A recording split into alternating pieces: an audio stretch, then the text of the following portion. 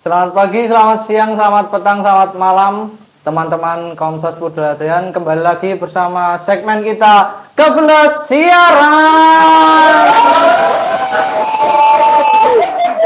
Oke, di pertemuan sebelumnya host kita sudah terlalu lelah, yaitu Mas Krisna. Makanya saya akan gantikan diri. Perkenalkan dulu, saya Bintang dari Komsos Pudradyan. Dan kali ini podcast kita akan membahas tentang media sosial. Dan tentunya saya tidak sendirian. Kita ditemani oleh salah seorang Romo. Beliau adalah Romo dari Pius Karanganyar, yang biasa kita gerejanya lihat sebelum kita naik ke Karanganyar, ya, yaitu Romo Ipung. Terima kasih Romo Ipung sudah hadir. Terima kasih sudah mengundang teman-teman. Luar biasa sekali nih. Oke. Kesempatannya. Romo Ipung sendiri sudah berkecimpung di gereja sudah berapa tahun? Berkecimpung di Komsos maksudnya? Iya. Oh ya. Saya sejak Tabisan 2019 mendapatkan tugas jadi pendamping Komsos ke Pikirpang. Itu. Jadi sejak 2019 saya ada di Komsos. Ya, kurang lebih mau 5 tahun inilah, 5 tahun. Ya. Tapi dari jenjang waktu 5 tahun terhalang COVID cukup cepat, ya? Ya, sangat cepat sekali Bintang. Tapi sebelum masuk jadi pembina Komsos itu sebelumnya imamat itu tahun berapa? Oh ya, saya tabisannya tahun 2018. 2018. Di Seminari Tinggi Kentungan. Oh, berarti jaraknya cuma 1 tahun, ya? 1 tahun langsung diberi tugas untuk jadi pendamping Komsos waktu itu. Oke, berarti cukup tahu nih mengenai media sosial. Ya, cukup. Kalau boleh tahu, Romo Ipung ini punya media sosial apa aja? Saya punya yang saya miliki ya, yang saya miliki itu berarti aktif ya, itu ada WhatsApp, itu jelas. Lalu ada Pinterest, terus ada Link, lalu ada apa namanya, dulu pernah ada Pet, saya pernah punya Pet, ya, tapi sekarang sudah mati ya. Terus ada yang Instagram jelas, TikTok juga jelas, X juga punya, ya YouTube, tapi hanya penggemar atau penikmat, bukan hanya bukan konten kreatornya. Berarti cuma buat dengerin lagu. Dengerin lagu itu aja, dan tidak lebih dari lihat-lihat video-video lucu, funny video itu. Paling lama atau paling yang digemari media sosial itu apa? Instagram. Paling aktif ya? Paling aktif karena saya bisa posting sesuatu dan juga bisa interaksi. Kalau yang TikTok sebenarnya lebih ke entertain ya, lebih ke hiburan. Jadi kalau pas penat bukanya TikTok, tapi pas ya pengen sesuatu lihat ya Instagram. Itu. Kalau boleh tahu username Instagramnya? Instagramnya Omo86. Omo86. Oke, bisa kalian follow ya guys ya. Biar nambah followers. Kita bantu Romo Ipung 100 juta followers. Gawat. Oh, berarti Romo Ipung sudah banyak mengenal media sosial nih? Ya. Kurang lebih ya sekitar mulai kalau mengenal media sosial sudah sangat sudah lebih dari kehabisan saya, mungkin 2016 ya. 2016. Masuk seminari. Oh, saya lupa tadi juga saya punya Facebook. Sampai sekarang masih aktif Facebook itu. Sampai sekarang. Saya buat Facebook itu tahun 2009. 2009 Facebook saya buatnya itu. Jadi sampai sekarang ya sudah hampir berapa belasan tahun ya.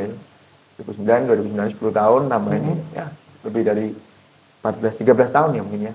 Masih aktif untuk upload foto? Masih, karena sekarang kan Facebook, Instagram, WhatsApp itu kan satu pemilik, jadi terintegrasi buat satu status nanti bisa terintegrasi dengan WhatsApp ataupun dengan Facebook. Meskipun saya jarang melakukannya, paling yang saya konekkan itu hanya Instagram dan Facebook saja. Paling aktif ya berarti. Oh, tapi untuk WA saya tidak pernah konekkan karena bagi saya WA adalah komunikasi personal, maka jarang saya mengaktifkannya. Sehingga kalau status di WA tidak pernah tersampaikan di Facebook atau Instagram. Tapi Romo sering mendokumentasikan kegiatannya Romo Ipung, terus upload ke Instagram? Ya, lebih ke Instastory sih. Instastory. Kalau membuat Yang lain tidak pernah, cuma kalau Instastory, karena kan Instastory kan sangat instan ya. Dan kita bisa tahu kita sedang di mana, sedang kondisinya apa, dan sedang apa itu sebenarnya enak banget. Dan itu kan oleh Instagram tersimpan ya dalam arsip kita. Maka ya menarik, nanti kita bisa mendownload ulang juga bisa. Oh begitu. Berarti pengetahuannya Romo Ipung tentang media sosial sudah cukup lama ya. Kalau boleh tahu dari Romo Ipung sendiri itu apa itu definisi media sosial? Oh, definisi media sosial itu harus dibedakan antara sebelum 5.0 dan setelah 5.0. 5.0 itu kalau media sosial saya rasa kalau kita ada di kampus-kampus namanya media sosial itu dulu tidak terikat dalam kondisi dunia digital sekarang. Media sosial adalah media untuk berkumpul, maka namanya media sosial. Media untuk sosial, untuk bersosialita. Nah, karena perkembangan waktu, perkembangan zaman, masuki masyarakat, perkembangan teknologi lebih-lebih dunia digital, akhirnya media sosial menemukan pemahaman yang lebih kompleks dan lebih luas. Yaitu media sosial adalah platform-platform yang digunakan untuk berinteraksi dengan banyak orang melampaui batas yang kita harapkan. Jadi misalnya ada di sini, kita bisa berkomunikasi dengan orang di Amerika sana, berkomunikasi dengan orang di Eropa, orang di Afrika dan lain sebagainya, melampaui batas-batas dan ruang kita. Itu setelah adanya digitalisme di dunia kita sekarang ini, perkembangan teknologi itu. Di media sosial harus dibedakan antara yang media sosial dulu dan sekarang. Kalau dulu saya rasa media sosial adalah media untuk berkumpul. Sampai kalau sekarang juga untuk berinteraksi, untuk bereksistensi, berkolaborasi juga ada di sana. Karena sekarang kan sistemnya sistem kolaborasi, collab itu. Pertemanan yang melampaui batas ruang dan waktu, itulah dunia digital melampaui. Maka kita punya istilahnya era 4.0 dan 5.0. Sekarang akan menjadi 6.0. Ya. Kalau sekarang kalau dilihat media sosial udah ranahnya lebih masuk ke dalam gereja atau pewartaan iman ya Mo ya. Untuk Romo sendiri bagaimana sih media sosial masuk ke sarana pewartaan iman di gereja? Bagus, itu bagus sekali. Itu menjadi sesuatu yang semakin membuat Konsili Vatikan kedua, Gereja Katolik kan pernah membuat konsili, namanya Konsili Vatikan kedua itu semakin terasa. Karena prinsipnya adalah aggiornamento. Aggiornamento itu kekinian, up to date. Ya, maka kalau media sosial masuk ke gereja, berarti gereja membuka diri untuk diketahui oleh orang banyak dan mengetahui orang banyak, itu yang pasti. Maka kalau ditanya pendapat, senang, bagus, gereja terbuka. Dan itu menjaga konsistensi gereja untuk selalu terbuka pada dunia. Itu. Maka ini adalah kabar baik yang pertama. Tapi kenapa sih mau harus media sosial, enggak yang platform yang lain kayak gitu? Ya, kenapa harus media sosial? Ini pertanyaan yang sebenarnya gampang-gampang sulit. Kenapa media sosial? Yang pertama mudah dijawab adalah ya karena kita ingin bersosial, kita ingin berkumpul, maka kita butuh media. Kenapa media sosial? Pertanyaannya sekarang adalah di zaman 5.0 ini, kenapa ada platform-platform itu? Ya ini untuk menunjukkan kerinduan manusia untuk berkomunikasi sebenarnya. Maka kalau ditanya kenapa media sosial, ya karena orang rindu untuk berkomunikasi, berinteraksi, melampaui batas ruang dan waktu. Ruangnya di sini, waktunya di sini, tadi saya ceritakan tadi. Maka kenapa harus media sosial? Ya itu menjadi sarana yang paling efisien dan signifikan untuk menemukan kerinduan, melegakan kerinduan kita masing-masing untuk bisa berinteraksi dengan banyak orang tadi. Gitu. Ya contohnya kayak kerinduan waktu misa itu ya Mo ya. Betul. Iya betul sekali. Ada live streaming gitu kan. Iya. Itu salah satu bentuk kerinduan. Kita tidak boleh berkumpul dan ada kerinduan untuk berkumpul untuk misa tapi nggak boleh. Akhirnya buat live streaming. Dan itu salah satu terobosan pastoral yang dilakukan oleh gereja luar biasa. Gitu. Ini ranahnya mulai masuk ke Komsos ya, Mo ya. Bagaimana sih kayak kita atau Komsos sendiri seharusnya menggunakan media sosial itu sendiri?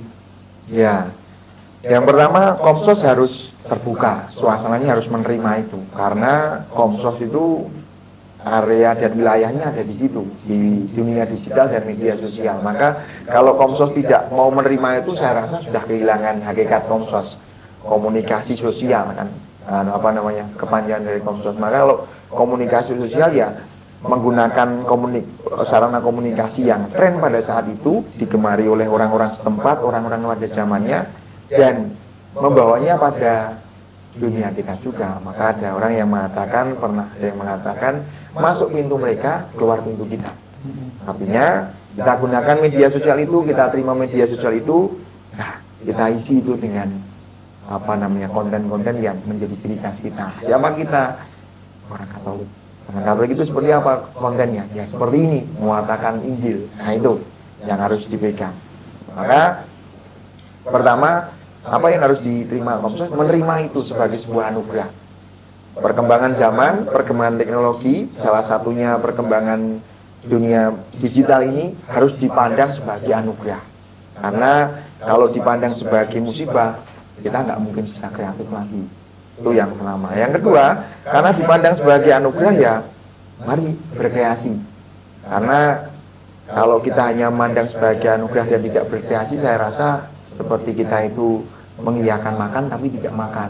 Ya kan? Mau makan, mau nggak dimakan, nggak disuapin. Nah itu kan kita nggak akan menemukan kekenyangan loh. Kita tidak menemukan rasa kenyang. Kita hanya mau saja. Nah maka itu setelah kita menerima ya, yang kedua harus mengisi dalam kreativitas kita. Nah ini yang pada wilayah ini yang banyak orang, ada yang menyerah, ada yang skeptis, ada yang senang. Nah ini ada 3 hal ini. Menyerah karena apa?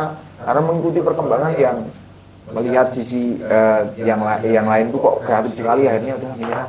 Ada yang skeptis lah, paling itu nanti bertahan begitu saja, selesai di situ dan lain sebagainya. Ada yang tetap kreatif, meskipun banyak tantangan tetap kreatif, mau buat itu. Berarti contohnya kayak dulu waktu sebelum pandemi itu kan kayak memang sudah ada Komsos, tapi kan sekarang kalau dulu kan masih mikir-mikir lagi untuk menggunakan media sosial, tentunya live streaming, karena kan dulu kayak live streaming nggak usah lah kayak gitu. Tapi kan sekarang harus, apalagi yang kemarin harus diutamakan live streaming terlebih dahulu, karena kan bisa bersosial kayak gitu ya, Mas. Ya, betul. Banyak yang beredar berita nih, Mo, kayak kayak sebagian umat, apalagi kita membahas umat Katolik ya, Mo ya, itu media sosial itu menjadi salah satu acuan kebenaran kayak gitu, Mo. Menurut Romo Ipung gimana? Ya, kalau menjadi acuan kebenaran, saya rasa media sosial itu ranahnya memang harus dikritisi, dilihat dulu mana sumbernya. Seringkali orang ingin instan, sehingga cukup membuka TikTok atau Instagram tentang pengetahuan. Tapi baik loh kalau kita itu melihat sumbernya. Misalnya seperti kalau di dalam gereja iman kita ada yang namanya Katekismus Gereja Katolik. Ada Katekismus Gereja Katolik yang modelnya yang panjang, itu bisa kita baca lagi tentang apa itu iman kita, baptisan bagaimana. Meskipun kita tahu bahwa di media sosial itu mungkin dijelaskan, tapi saya rasa media sosial memiliki keterbatasan tentang pemahaman. Artinya karena menggunakan berkaitan dengan durasi dan juga berkaitan dengan aspek penerimaan, maka saya rasa tidak semua tulisan itu dilihat di situ. Tapi saya yakin bagi mereka yang bertanggung jawab atas tulisan yang disebar di media sosial pasti akan menerangkan sumbernya, entah itu kitab suci, entah itu Katekismus Gereja Katolik, entah itu kitab hukum kanonik dan lain sebagainya. Bahkan kita punya banyak dokumen Nostra Aetate, lalu ada juga yang namanya dokumen Gaudium Expes. Ada yang dari dokumennya Paus sekarang itu Gaudium apa? Gaudite, saya lupa sampai namanya. Saya lupa. Gaudite apa? Konsili Apa Mas Krisna? Gaudium bukan Gaudium Expes, tapi ada yang baru ini. Laudato Si mungkin salah satunya, tapi yang pakai Gaudium Evangelii, Kekuatan Keluarga Kita itu. Nah itu seperti itu banyak sekali ya kan. Kalau dibilang bahwa itu sumber kebenaran, mungkin hanya semacam pemicu ya untuk membuat kita ketika melihat konten tersebut harus mengarah kepada dokumen-dokumen yang terkait. Nah, supaya kita tidak langsung menerima begitu saja. Tapi kalau di situ sudah ada keterangannya, dokumen tulisan diambil dari K3 sekian atau kitab suci sekian, saya rasa itu sudah cukup membantu. Yang penting dari sisi kita ketika membaca sesuatu di sosial media, kita pertama harus kritis dulu, ini sumbernya dari siapa dan sumbernya dari mana. Saya rasa itu akan menyelamatkan kita dari ketersesatan. Kalau nanti kita membaca itu mengiyakan saja tanpa melihat sumbernya, tanpa kita melihat lagi dari mana tulisan itu, saya rasa juga kita akan mengalami sikap yang tersesat ya. Jadi membuat kita menjadi salah arah. Arahnya harus begini, ternyata kok seperti ini. Begitu Bintang. Ya, tapi kan apa ya Mas ya, kayak banyak konten yang tidak menyatakan sumber, itu yang pertama. Yang kedua, mereka lebih mementingkan clickbait daripada kebenaran. Kayak clickbait yang penting view-nya banyak. Ya, betul. Ya, maka bagi saya pribadi ketika saya menemui konten yang seperti itu, karena saya romo ya, maka saya harus melihat nih, ini bener nggak nih, karena saya menjaga yang namanya iman kita. Jangan sampai pengetahuan iman kita ini kalah oleh satu. Tapi sekarang ini kan salah satu hal yang membuat menarik adalah zaman kita itu kalau udah viral dianggap benar. Iya. Nah itu, ini yang sebenarnya salah kaprah, dan kita bersyukur karena apa? Karena dalam kondisi viral ini kemudian membuat kebenaran itu tersingkap juga. Jadi misalnya ada ajaran yang mengatakan waktu itu yang terkait dengan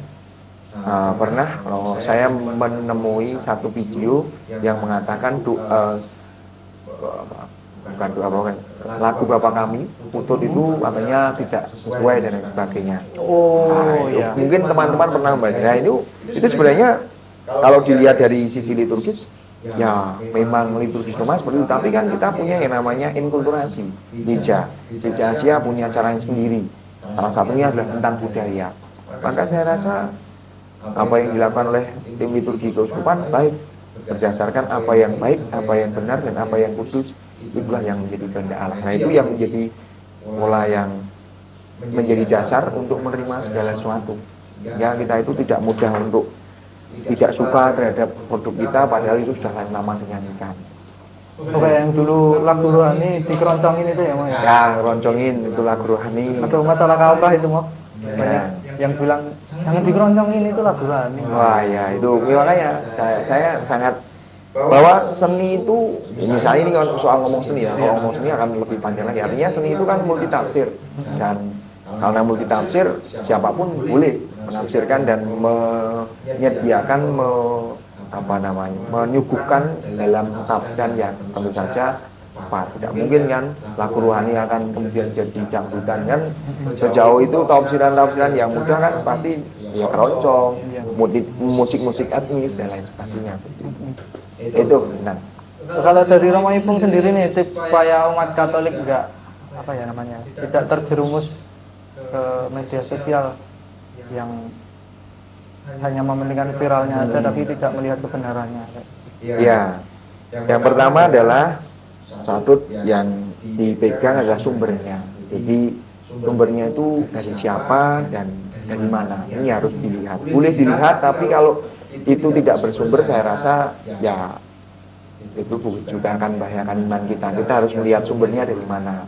siapa penulisnya, dan lebih-lebih yang ditulis itu kontennya sumber dari mana. Kalau kita punya yang namanya, jadi dalam gereja itu dalam berefleksi selalu menggunakan 3 pola ini, kitab suci, magisterium, dan tradisi-tradisi. Maka 3 hal ini yang kemudian harus dilihat. Kita punya kekayaan yang tidak terbantahkan untuk soal iman. Saya setuju dengan beberapa salah seorang romo yang menyampaikan suatu ketika menanggapi kenapa gereja Katolik itu terasa telat untuk menanggapi pertanyaan seperti ini yang sekarang ini viral. Lalu romo itu mengatakan sebenarnya gereja Katolik tidak telat. Sebenarnya orang yang ada di zaman itulah yang telat, karena gereja Katolik sudah bergumul dengan pertanyaan itu sejak awal mula kekristenan ada. Misalnya, apakah Yesus itu Tuhan? Bahwa itu sudah ada di konsili pertama. Nah, itu sudah ada, sudah disebutkan. Sudah sangat jelas di Tuhan. Bahkan Agustinus menyebutkan tentang siapa Kristus dalam ajaran-ajarannya, dalam tulisan-tulisannya itu. Nah, itu saya setuju, karena ya sekali lagi dengan perbedaan zaman juga perbedaan paham membuat pemahaman tentang itu menjadi berkurang. Tidak apa-apa, ada orang bertanya, yang pasti gereja sudah pernah bergumul atas itu. Tapi dokumen Katolik sekarang sudah masuk ke web ya, Mas? Sudah, silahkan. Dokumen KWI silahkan. Ketik dokumen KWI, nanti Dokmen KWI, nanti di situ dokumen-dokumen seluruh dokumen gereja ada. Mulai dari yang paling tua itu saya namanya dokumen ajaran sosial gereja. Saya tidak begitu hafal, tetapi ada di sana banyak sekali. Ya. Itu mulai dokumen gereja itu masuk ke ranahnya media sosial atau web sendiri itu, kalau Romo Ipung sendiri pengetahuannya udah masuk dari tahun berapa? Sudah lama sekali atau baru aja? Saya sejak menjadi frater 2009 itu sudah bisa mengakses itu. Sudah ada ya? Ya, artinya sebelum 2009 pasti sudah ada. Dulu itu masing-masing gereja Katolik, masing-masing Romo ataupun ya, sejak ada email elektronik mail itu mulai ada di situ, dan sudah ada munculnya web, mulai merambah ke dunia web juga. Berarti sudah gampang ya untuk mengakses. Sangat gampang. Enggak kayak dulu kan masih bentuk dokumen kertas. Ya, betul. Umat juga sudah bisa lewat HP-nya sendiri masing-masing. Betul. Ya. Kembali ke pertanyaan yang sebelumnya, karena kan dulu waktu masa pandemi itu kita lakukan secara online, benar-benar secara HP masing-masing, secara media sosial, apalagi di channel YouTube gereja masing-masing itu mengadakan live streaming misa. Apakah itu untuk saat ini masih relevan bagi seluruh umat Katolik melakukan misa online? Gitu. Nah, harus dilihat dulu bahwa yang namanya misa online atau live streaming, ekaristi live streaming ini sifatnya adalah bantuan rohani. Kenapa disebut bantuan rohani atau langkah pastoral rohani? Karena pada saat terjadinya live streaming memang situasinya tidak memungkinkan untuk melakukan ekaristi secara langsung atau secara tatap muka. Nah, tetapi karena situasi sudah berubah, suasana dan juga bantuan rohaninya pun juga sudah berubah. Oleh karena itu, kalau ada umat yang sekarang masih menggunakan live streaming, saya rasa umat itu adalah mereka-mereka yang dalam tanda petik tidak bisa ke gereja karena mungkin sakit, karena mungkin ada keterbatasan situasi, misalnya jauh, atau mungkin lebih dari itu ya, mungkin lebih ke sakitnya, sakit tidak bisa bertemu siapa, hanya bisa live streaming. Tapi bagi mereka yang sehat mengikuti live streaming, saya rasa kehilangan hakikat ekaristi, karena ekaristi itu kan berkumpul, artinya berkumpul dengan ya dalam persaudaraan, berkumpul memecahkan roti, menerima hostia suci dan tubuh Kristus, darah Kristus itu. Maka kalau ditanya kemudian pertanyaannya sekarang, kalau masih ada orang yang menggunakan live streaming, saya rasa live streaming ini tujuannya untuk memfasilitasi mereka yang tidak bisa gereja karena sakit. Dan harapannya kalau mereka yang menggunakan itu sehat, jadi orang ini sakit. Ini karena orang ini menggunakan sehat, harapannya kan karena ini untuk orang sakit, digunakan oleh orang sehat, berarti sekarang dia mungkin sedang sakit. Tapi sekaligus jadi dokumentasi ya, Mo ya? Iya, sebenarnya lebih ke situ. Arahnya memang berbeda. Kalau di saat pandemi tujuannya adalah mengabarkan, memunculkan dan mewarnakan. Nah, sekarang cukup untuk lebih ke mendokumentasikan. Kembali ke situasi awal, dokumentasi. Tapi kan sekarang banyak yang jadi pro dan kontra tentang live streaming yang sekarang, kayak contohnya umat jadi kepancing untuk malas ke gereja. Itu pendapatnya Romo Ipung sendiri gimana? Saya rasa kalau umat terpancing malas ke gereja juga tidak seluruhnya betul ya itu. Karena saya yakin bagi mereka yang merindukan ekaristi dalam perjumpaan, bertemu, melihat altar, melihat ekaristi, melihat imam, para petugas liturgi, pasti akan memunculkan kerinduan yang tidak terbendung, dan itu harus dilegakan dalam perjumpaan itu. Nah, kalaupun mereka yang mau saat ini di live streaming, saya rasa sekali lagi mungkin mereka dalam situasi-situasi yang khusus, ya salah satunya dalam situasi sakit tadi. Maka saya merasa pro dan kontra ini pun juga tidak akan membuat mereka itu kehilangan iman atau kehilangan gereja. Mereka pasti ke gereja.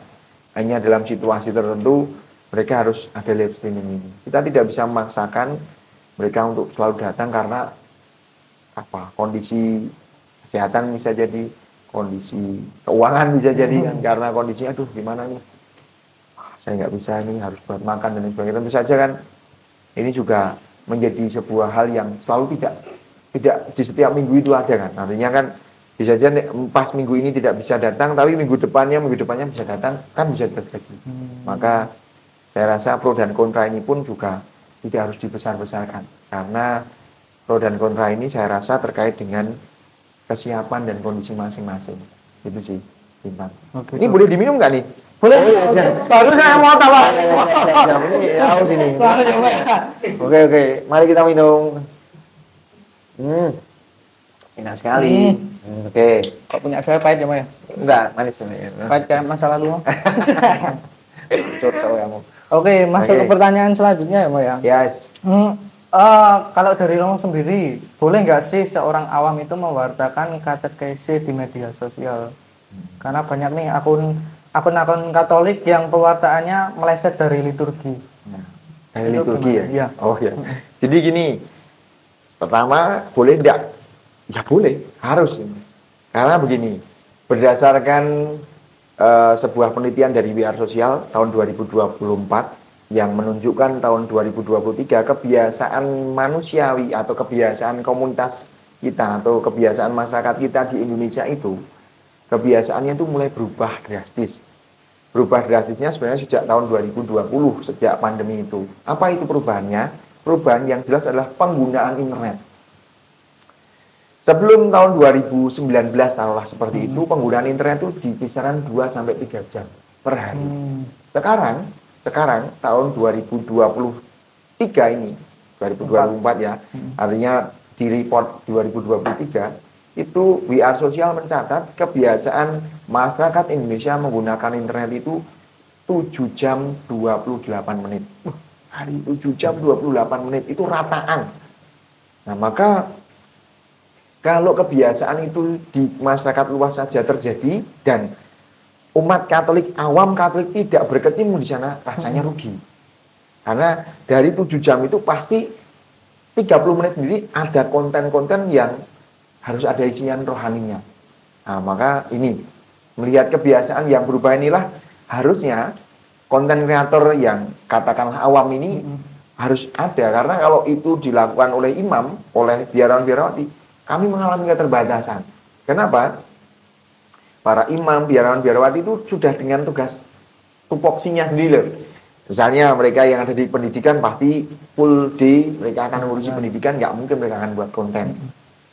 Saya sebagai imam paroki pasti akan melayani pelayanan umat terkait dengan ekaristi ujub, ataupun mereka-mereka yang meminta bantuan rohani terkait dengan pendampingan. Dan tidak mungkin saya membuat konten. Nah, maka disinilah ruang geraknya umat Katolik yang awam untuk ambil bagian, membanjiri informasi-informasi tentang kekatolikan. Nah, terkait dengan kekatolikan memang benar bahwa kita tidak boleh serta-merta percaya dengan akun-akun Katolik. Sekali lagi karena apa? Karena bisa jadi akun Katolik yang dibuat itu ada pamrihnya, ada tujuannya. Salah satunya mungkin clickbait tadi ya. Iya. Semakin banyak, semakin menguntungkan dan mendapatkan cuan dari sana. Tapi sekali lagi, ketika kita tidak percaya, kita harus punya dasar. Dasarnya apa? Kita ketika melihat itu, ya harus kita cari nih sumbernya. Bener nggak sih? Sekarang Google sudah banyak sekali menunjukkan sumber-sumber itu. Komplit. Ya, apalagi kita punya yang namanya ChatGPT. Iya. Ya, artificial intelligence itu, wah sudah sangat banyak sekali. Ada yang sekarang di Google itu menyediakan, siapa namanya? AI-nya Google itu namanya apa? Hah? Bukan satu Gemini. Oh. Ya, Gemini ya itu. Nah, itu salah satu yang menunjukkan kepada kita bahwa sekarang dunia sudah sangat terbuka dan kalaupun mau mencari sumber-sumber harusnya itu membantu kita. Jadi tidak boleh langsung percaya ini benar nggak nih. Kalau iya misalnya sesuatu itu disampaikan tuh langsung cari di sumbernya. Jangan langsung karena ChatGPT kita dengan atau kemampuan AI kita dengan sendirinya akan melihat apakah benar nih seperti yang disampaikan di sini. Dokumennya mana nih? Tentang apa, maka harus lihat dokumen. Gereja punya banyak dokumen dan jangan sungkan-sungkan dan jangan malas-malas untuk mencari kebenaran di situ. Apalagi sudah dimudahkan ya, Mas. Iya, sangat dimudahkan. Kalian cuma tanya apa aja langsung keluar ya, Mas. Ya, betul. Sangat dimudahkan. Tapi memang harus ChatGPT yang premium sih ya. Kalau yang free itu memang dia mengalami keterbatasan karena dia hanya membaca pada bagian tertentu dan sebenarnya bukan membaca sih, menampilkan beberapa saja. Tapi kalau yang bagian yang premium atau yang berbayar, wah ya. Semua ditampilkan. ChatGPT yang 4 ke atas itu akan sangat membantu kita. Oh, gitu Mo. Oke Mo, kita juga punya segmen di podcast ini. Boleh minum lagi nih? Monggo Mo. Minum dulu guys. Siap. Ada pertanyaan di segmen kita Romo bertanya, umat menjawab. Oke, siap. Monggo dari Oh, balik. Enggak apa-apa, maka saya yang bertanya. Nanti siapa yang menjawab pertanyaan? Jadi keceplosan tuh aku tuh. Umat bertanya, Romo menjawab. Ya kuwi komen. Oke, dari teman nyala clip on. Oke. Romo saya mau bertanya, kan ini masih terkait dengan akun yang tadi. Semisal ada akun yang memposting katekese atau konten yang berbau rohani, kemudian dikomentari yang tidak dengan seseorang. Lalu ada netizen Katolik yang melihat komentar tersebut, kemudian jari-jarinya tuh gemes pengen menjawab komentar tersebut dan berusaha menjelaskan dengan pengetahuannya. Padahal sebenarnya jawaban dia yang dia jawab itu belum tentu benar gitu loh, Mo. Nah, itu gimana, Mo? Karena sebenarnya itu kan sebuah hal yang baik. Tapi justru juga mengundang suasana lebih panas, cekcok di konflik di komentar itu. Nah, gimana, Mo? Sebenarnya tanggapan Romo gimana? Gimana ya intinya ya? Jadi maksudnya pertanyaan adalah bagaimana menanggapi sebuah komentar gitu ya, komentar. Saya rasa sejauh itu komentarmu itu bersumber dengan sumber yang benar, tetap aja berkomentar dengan, karena seringkali komentar-komentar yang terjadi itu adalah komentar yang melemahkan. Misalnya setelah ada tontonan itu ini menjelaskan kebenarannya, terus di bawah komentar itu si paling ini misalnya gitu kan, si paling tahu misalnya gitu, atau si paling dokumen gitu kan. No problem, go on aja, jalan terus aja, karena seringkali itu melemahkan mental kita, padahal apa yang kita omongkan ya bersumber dari itu. Tapi kalau ada orang-orang yang semacam itu, ya udah, terimalah. Kita itu di dunia itu tipikal orang ya banyak sekali. Yang penting kita tidak baper, tidak langsung merasa panas. Lebih ke situ. Karena seringkali perdebatan di media sosial itu perdebatan yang sampai ke diri kita itu nggak bisa tidur, membuat kita takut, membuat kita itu pengen wah marah, tapi nggak tahu ini siapa nih. Sampai akhirnya hal yang sebenarnya kita inginkan adalah meluruskan, akhirnya kita menjadi terpancing untuk ngomong marah-marah sama si dia.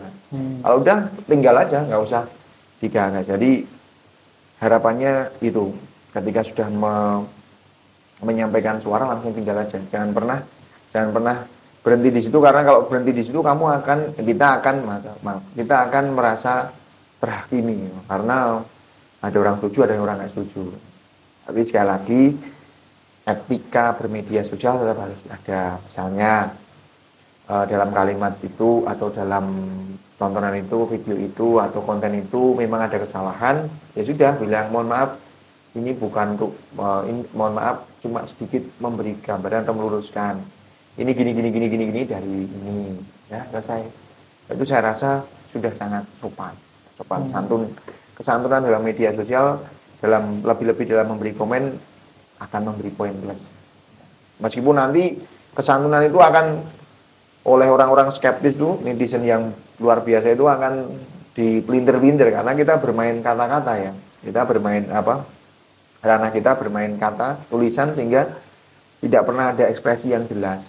Nah, ini yang memudahkan untuk sangat enak sekali untuk dipelintir-pelintir. Wah, ternyata ini ya gitu. Jadi malah sumber perdebatan panjang. Itu. Oke, mungkin ada satu pertanyaan lagi kemarin saya menemukan dari Instagram, karena kan kita juga buka pertanyaan itu di Instagram, Instastory kita. Makanya untuk teman-teman dari Komsos Purbadayan ataupun gereja manapun, ketika kita membuka sesi Romo umat bertanya, apa menjawab. Seperti itu, makanya kalian stay tune di Instagramnya Komsos. Ini ada mungkin pertanyaan satu lagi dari umat sebenarnya. Apa itu?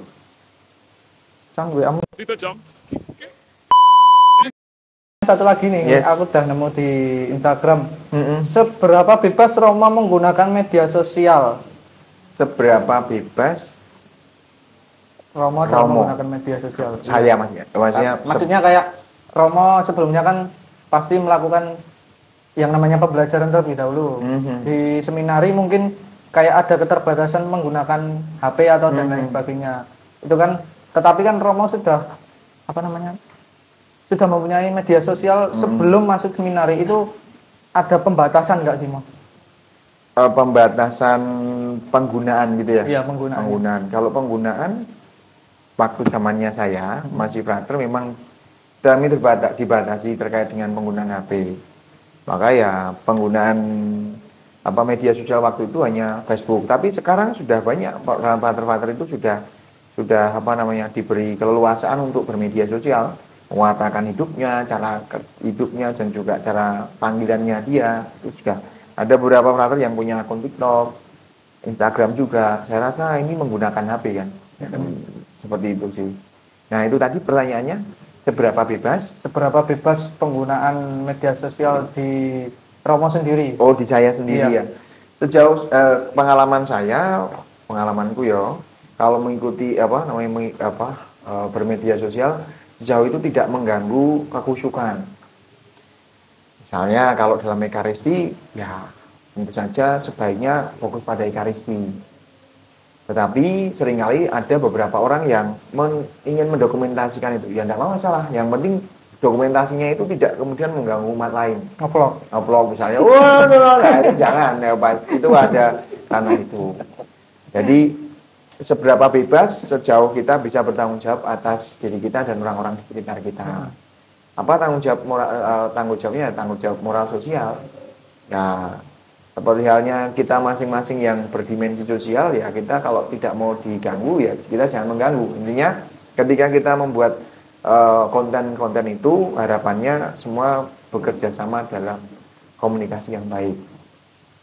Ataupun kalau itu dilakukan sendiri-sendiri, misalnya personal, misalnya saya nge-vlog pribadi, ya cukup untuk melihatkan gambar dan tidak mengganggu yang lain. Tapi lebih Pak, jangan sampai pas Ekaristi tiba-tiba nge-vlog jalan itu pas doa syukur aku kan enggak etis ya. Main nanti gongnya dibandem kayak masih udah. Bahaya itu. Artinya itu kan kemudian tidak etis. etis. Nah itu seberapa bebas sejauh saya bisa menjawab, pengalaman saya adalah sejauh itu tidak mengganggu kekusukan dalam ekaristi, dalam ibadah, dan tidak mengganggu orang-orang di sekitar yang ada di sekitar saya ketika saya membuat sebuah konten. Dan dalam penggunaan media sosial sendiri untuk Romo ada larangan nggak sih? Kayak semisal Romo itu harus begini-begini, jangan yang lain nggak? Misalnya gini, larangannya lebih ke larangan apa ya?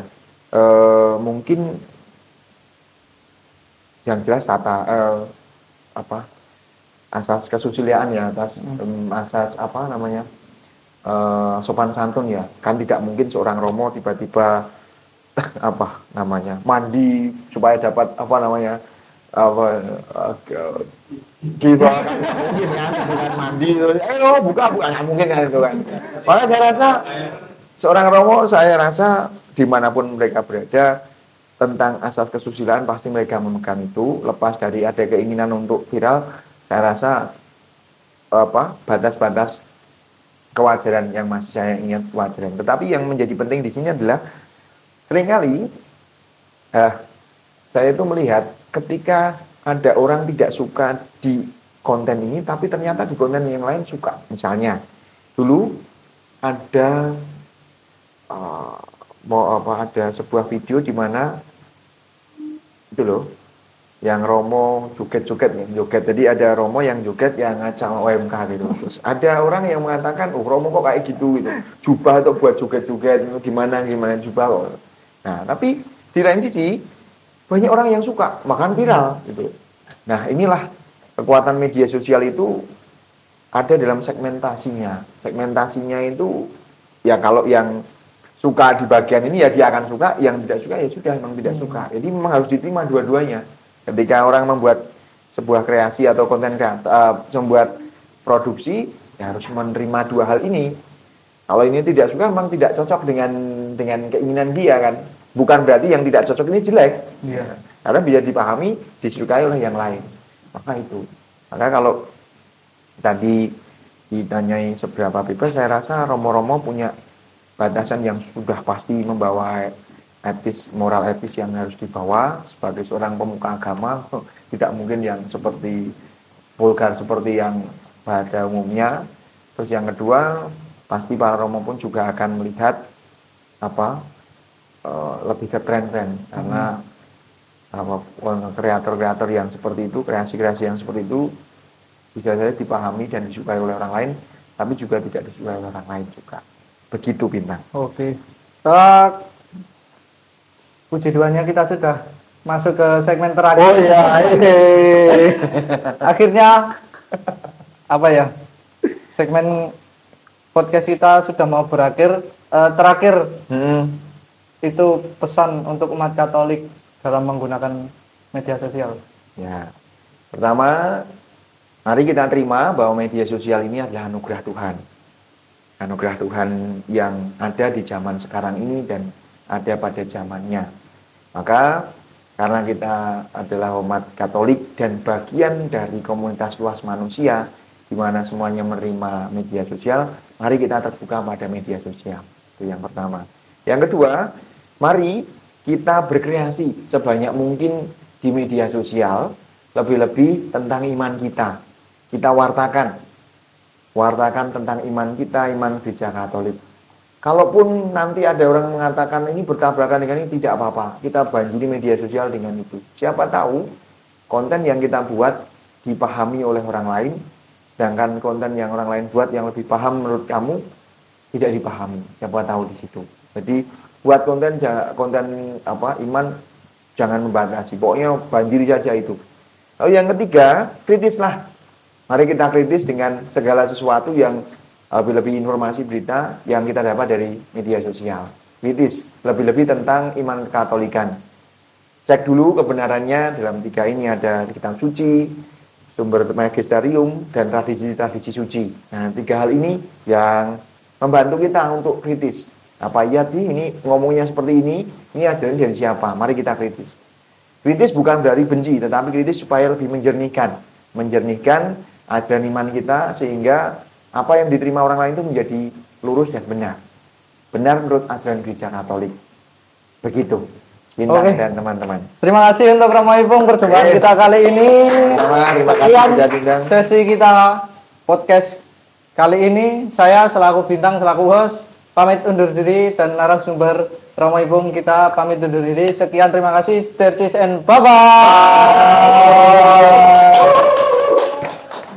Komsos.